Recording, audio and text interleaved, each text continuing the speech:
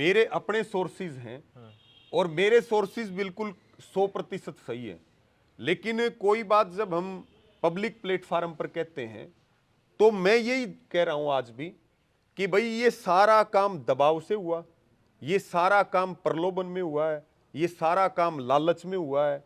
मैं अब इतनी दावे के साथ कह रहा हूं भाई वो मेरी आंखों में आंख डाल के कह दें उस बेटी के पिता, अपनी आत्मा पे हाथ रख के कह दें, वो बेटी कह दें। आप अगर 5 लड़की आप खड़ी कर दो और जिसने मेरे ऊपर पोस्को SC ST और ये 4 5 6 7 धाराएं लगा रखी हैं, आप 5 लड़कियों में उस बेटी को खड़ी कर दो, मैं नहीं पहचान सकता वो कौन है, मुझे पता ही नहीं है, मैं उनके घर का बारना ही नहीं जानता। मामला कहां जुड़ता है, जो हमने पता किया, जो एक्सीडेंट हुआ गाड़ी का, उस एक्सीडेंट के स्थल के पास में ही इस बेटी का घर बताया जाता है। और यह भी बताया गया कि भाई 11 तारीख को उसने मना कर दिया बेटी के पिता ने। और महापंचायत में आपने देखा हो, महापंचायत में वो अनिल ड्राइवर अपनी बात रखता है, ये जो भाई हैं ये अपनी बात रखते हैं, और एक तीसरा भाई है उसके फादर सुरेंद्र अपनी बात रखते हैं कि भाई ऐसे ऐसे मेरे गांव का SC कास्ट से है रिसाल सिंह मास्टर, जो JP दलाल का राइट हैंड है, और वो मेरे पास खुद आया, उसने मुझे पैसे का प्रलोभन दिया, नौकरी का प्रलोभन दिया, तेरा बच्चा बचा लेंगे, रवि आजाद के खिलाफ बयान दिला दे। सब जानते हैं रिसाल सिंह मास्टर किसका आदमी है, सब जानते हैं सुनील सरपंच किसका आदमी। आप इस एरिया में कहीं सर्वे करवा लो। अगर जो एक मैं बात और कहता हूं, जितनी बात मैं बोल रहा हूं 100% जिम्मेदारी के साथ बोल रहा हूं और अपनी किसी भी बात से पीछे नहीं हटूंगा कभी भी। मैं उनमें नहीं हूं जो अभी एक IPS का मामला चल रहा था, पहले आरोप लगा दिया और बाद में माफी मांग ली। यहां माफी वाला मामला नहीं है, यहां जो कहेंगे वो बिल्कुल सत्य कहेंगे। तो ये जो लड़के हैं जो आप कह रहे हो गाड़ी लेकर गए, जिसमें आपका ड्राइवर है, एक अन्य व्यक्ति और एक फिर उनका दोस्त मिल गया जी, तो इस शादी में मतलब कहाँ गए थे, उन्होंने बताया कि कौन से गांव में जाना नहीं था इनको? इन्होंने मुझे ये बताया था कि हमारे ही गांव में शादी है। कौन सा गांव? सिधनवा। सिधनवा। सिधनवा गांव है जो बगल का गांव है, क्योंकि इसमें एक लड़का तो गोकुलपुरा गांव का है और 2 लड़के सिधनवा गांव के हैं। जो तीसरा भाई इनको मिला था वो भी सिधनवा का ही है। लेकिन मैं किसी ने, जब मैंने इस केस के बारे में यहाँ कुछ लोगों से बात करने की कोशिश की, जानने की, जी, तो किसी ने मुझे बताया कि जो इस लड़की का घर है जहाँ पर, और वहाँ आप कह रहे हो कि उसके पास में एक्सीडेंट हुआ, इसका घर उसके मतलब आसपास में ही है, तो किसी ने कहा कि वहां तक जाने के लिए तो स्पेशली वो गली वहां जाके खत्म हो जाती है, कोई आदमी अगर वहां जा रहा है तो इसका मतलब ये होगा कि वो स्पेशली उस गली में गया है।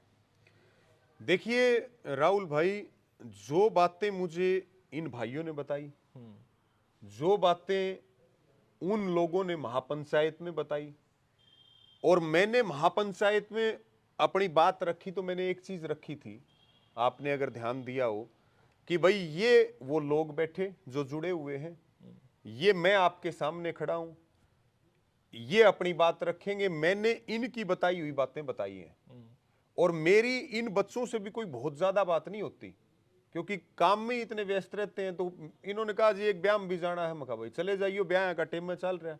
हम भी 3 हफ्ता सुबह से लेकर रात तक शादियों में ही घूम रहे थे। तो ईमानदारी की बात यह है कि इस बेटी का घर कहाँ है, आज भी मुझे आप अरियास गांव में भेज दो तो मैं इनका घर नहीं ढूंढ सकता।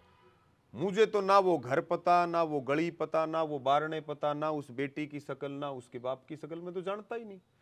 बड़ी बात ये भी है, मैं देख भी रहा था, आप एक स्टोरी कर रहे थे कि भाई महापंचायत कन्नी की तरफ से, सतगामा कन्नी की तरफ से उस बेटी के पिता को पक्ष रखने के लिए महापंचायत में बुलाया गया था, और महापंचायत में बार बार अपील की गई थी कि भाई जो शिकायतकर्ता परिवार है, क्योंकि कुछ लोग कह रहे थे पीड़ित परिवार, अगर सच में देखा जाए तो पीड़ित तो मैं हूं इस पूरे मामले में, और परिवार पीड़ित है तो मेरा है।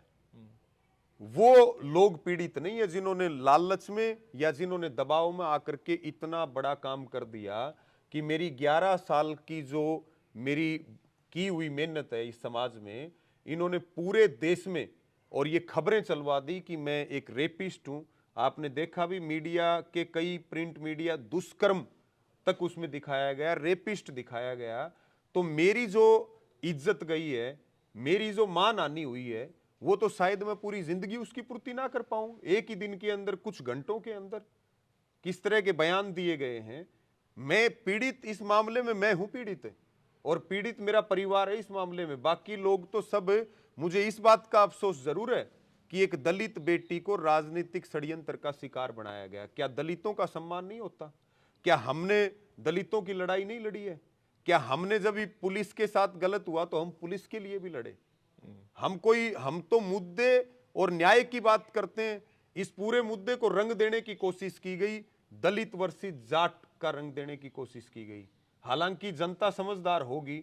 वाई पूर्ण कुमार के मामले में और संदीप लाठर के मामले में भी ये नहीं हो पाया था। मेवात आपके नजदीक है, वहां भी ये नहीं हो पाया था हिंदू मुस्लिम का।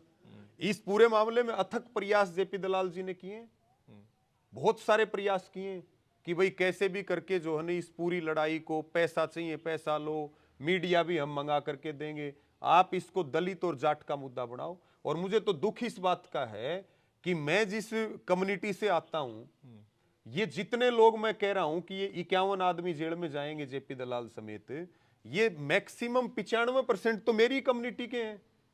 अगर मुझे कोई मार रहा है तो वो इनके कंधे पर बंदूक रख करके मुझे तो अपनी कम्युनिटी वाले मार रहे हैं।